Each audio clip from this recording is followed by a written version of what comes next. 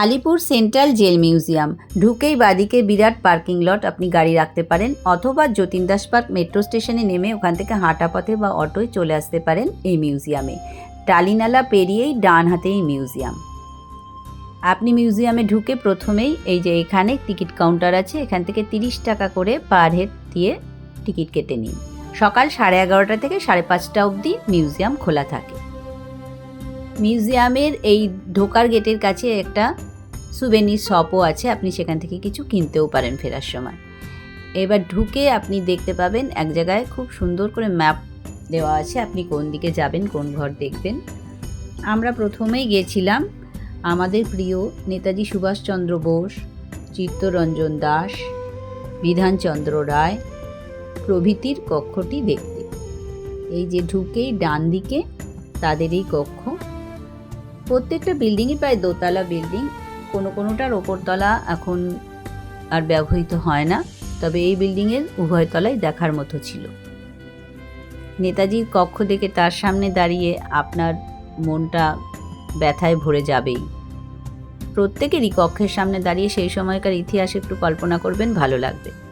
আর একটা ব্যাপার, দরজার সামনে একটা করে QR কোড দেওয়া আছে, আপনি হেডফোন নিয়ে যাবেন, ফোনে গুগলে স্ক্যান করলেই অডিওতে আপনাকে সেই ঘরটির ইতিহাস সম্পর্কে বলতে থাকবে।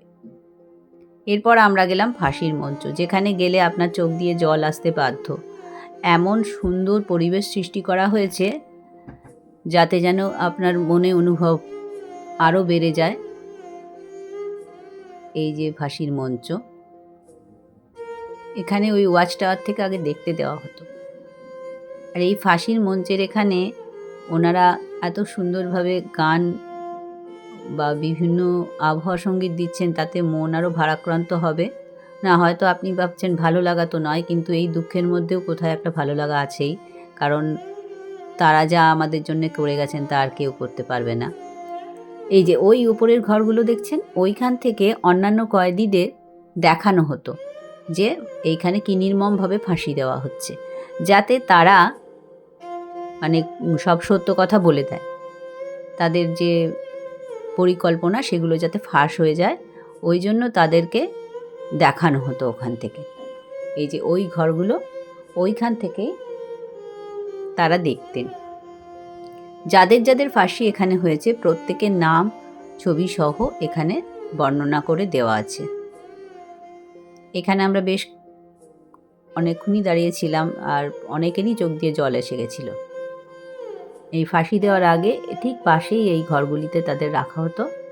2টি করে শোবার মতো ব্যবস্থা করা আছে, আর কিছুই নেই। ওই একই ঘরে বাথরুম এবং থাকা। কি নিদারুণ কষ্ট তারা ভোগ করেছে। আচ্ছা, এইখানটায় আসার আগে ডান দিকে কিছু মানে প্রদর্শনী হয়, ওগুলোও আপনি দেখে নিতে পারেন। এইটা হচ্ছে দ্বীপান্তরের কক্ষ, এটা আমরা পরে দেখব। এই পরপর দোতলা এক একটা করে বিল্ডিং আর এক একটা দেখবার মতো জায়গা। আমরা সব দেখাতে পাচ্ছি না, কিন্তু আপনাকে পুলিশ মিউজিয়ামের ব্যাপারটা একটু বলি। এই পুলিশ মিউজিয়ামটা যদিও আপনাকে কিছুই দেখাতে পারবো না, কারণ বন্দুক আর বোমা এইগুলোই রাখা আছে পুলিশ মিউজিয়ামে। এমনি আগের যে অন্যান্য বিল্ডিংয়ের ঘরগুলো, মানে নানা রকমভাবে তো কয়েদিদের রাখা হতো, তো কোনো ঘরে আবার ওই শোয়ার জায়গা থাকতো না, শুধু যেগুলো একজন করে রাখা হতো। তো এরকমভাবে প্রচুর বিল্ডিং আপনি দেখতে থাকবেন, প্রায় 3-4 ঘন্টা সময় আপনার লেগে যাবে, আর কোথা দিয়ে চলে যাবে বুঝতেও পারবেন না, যেন সেই স্বাধীনতা সংগ্রামের যুগে ফিরে গেছেন মনে হবে। সব ইতিহাসগুলো আবার চোখের সামনে ভেসে উঠবে। আমার মনে হয় সব অল্প বয়সী ছেলে মেয়েদের বিশেষ করে এখানে যাওয়া উচিত, কারণ আর একবার করে যারা জানে বা যারা জানে না তারা আবার একটু করে জেনে নিতে পারবে যে আমাদের স্বাধীনতা সংগ্রামীরা আমাদের দেশকে স্বাধীন করতে গিয়ে কী কষ্ট, কী অত্যাচার সহ্য করেছে। এত ঘর দেখেছি, যদিও দেখতে দেখতে আমি একবারও বোর হইনি, মানে প্রত্যেকটা জায়গাতেই কেমন একটা অদ্ভুত অনুভূতি হচ্ছিল। জানি না সবার হবে কি না, কিন্তু আমার বারবারই হচ্ছিল, এবং কোথা দিয়ে সময় যাচ্ছিল বুঝতে পারছি না। এই যে পুলিশ মিউজিয়াম, এই মিউজিয়ামেই আছে তাদের ব্যবহৃত অস্ত্রশস্ত্র, সেগুলোর ছবি তো এখানে দেখানো যাবে না, ছবি তুলতে দেয়, কিন্তু ওগুলো ওই ভিডিওতে দেখানো যাবে না। অনেক বোমা, বন্দুক এ সমস্ত রাখা আছে। দ্বীপান্তরের কক্ষটিতে আন্দামানে কী অত্যাচার তাদের করা হতো সেই সব নিয়েই মডেল তৈরি করে দেখানো হয়েছে। এখানে প্রায় সবার থাকা হয়েছে, আর প্রত্যেকের জন্যে ঘরগুলিকে মডেল দিয়ে সাজানো হয়েছে। এখানে একটা প্রদর্শনী চলে, এটাও আমরা বেশ কিছুক্ষণ ধরে দেখলাম। খুব সুন্দর ছিল প্রদর্শনীটা, ঠাকুরেরই মূর্তি ছিল সেদিন। জানি না এটা পার্মানেন্ট কি না। আচ্ছা, এইটা হচ্ছে ইন্দিরা গান্ধীর মডেল। ওইখানে জওহরলাল নেহরু থাকতেন বন্দি অবস্থায়, তো তখন ইন্দিরা গান্ধী এখানে এসে দেখা করতেন, ওই জন্য তার একটি মডেলও এখানে রাখা হয়েছে। তো এভাবেই আপনি ঘুরে ঘুরে সমানে দেখতে থাকবেন, কিন্তু হাঁপিয়ে গেলে বসে পড়ারও জায়গা আছে, প্রচুর বসার জায়গা করে দেওয়া আছে। আর এত বড় জায়গায় এটা করা, হয়তো 16-17টা বিল্ডিংকে খুলে দেওয়া হয়েছে, আর আছে আরও 30-40টা বিল্ডিং। তো এই ঐতিহাসিক কারাকক্ষটা আমার দারুণ লেগেছে। মানে এখানে না কিভাবে বন্দিরা আগে থাকতো সেই অবস্থায় রেখে দেওয়া হয়েছে, একদম পুরনোভাবেই রেখা হয়েছে। এই যে দেখুন কীরকম পুরনো, আর এই বিল্ডিংটা নতুন। এর মধ্যে একটা ডকুমেন্টারি সবসময় দেখানো হয়।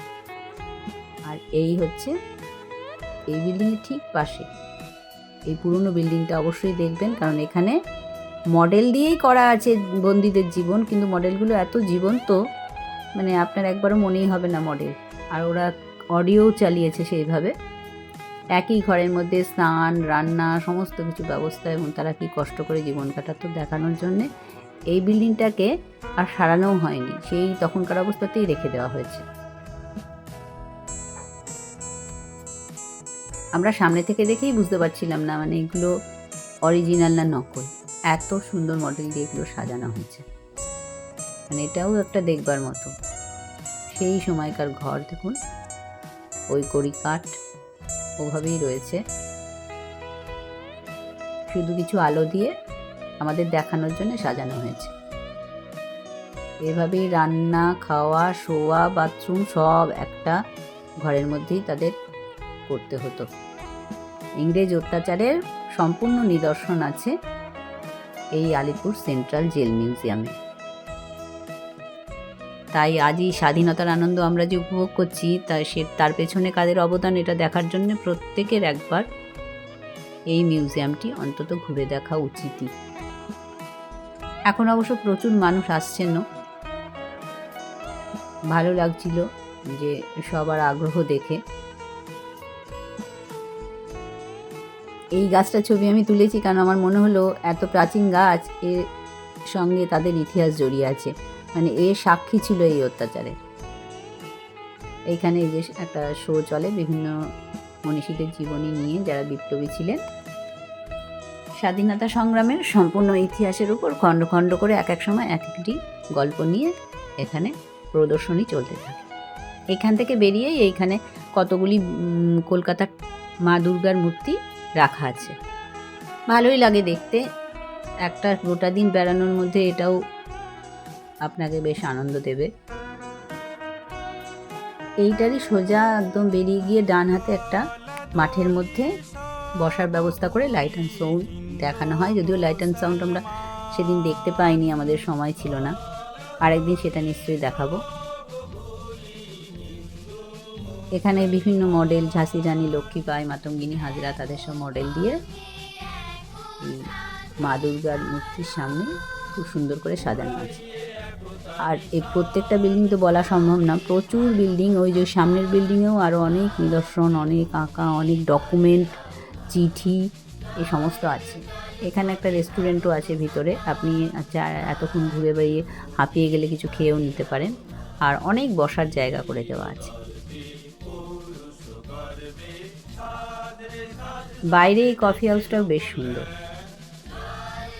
এই একদম সামনে দিয়ে আপনার বাস, অটো সবই যায়, তাই আসার কোনো অসুবিধা নেই। শিয়ালদা থেকেও বাস আছে এখানে, হাজরাগামী যে কোনো বাসে এসে আপনি চলে আসতে পারেন। আর এই যে এই কফি হাউসে আমরা খেয়েছিলাম, খাওয়ার দাওয়ার বেশ ভালো। সারাদিন ঘুরে ইতিহাস নিয়ে চর্চা করে দেখে একটা গোটা দিন খুব ভালোভাবে কেটে যাবে।